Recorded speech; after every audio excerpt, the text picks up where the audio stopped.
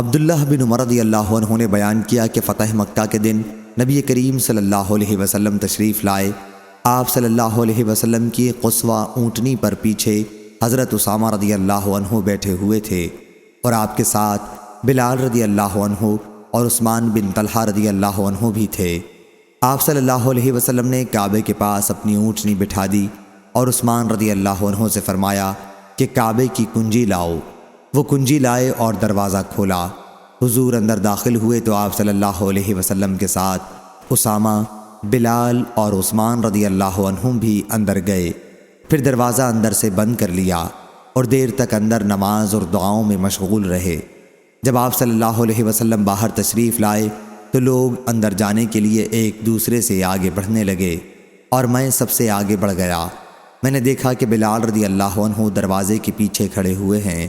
میں نے ان سے پوچھا کہ نبی کریم صلی اللہ علیہ وسلم نے نماز کہاں پڑھی تھی؟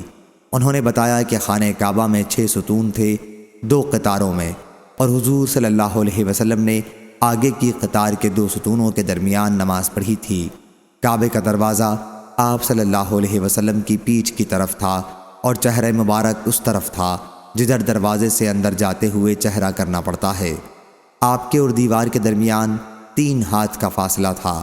ابن عمر رضی اللہ عنہ نے بیان کیا کہ یہ پوچھنا میں بھول گیا کہ حضرت صلی اللہ علیہ وسلم نے کتنی رکعت نماز پڑھی تھی۔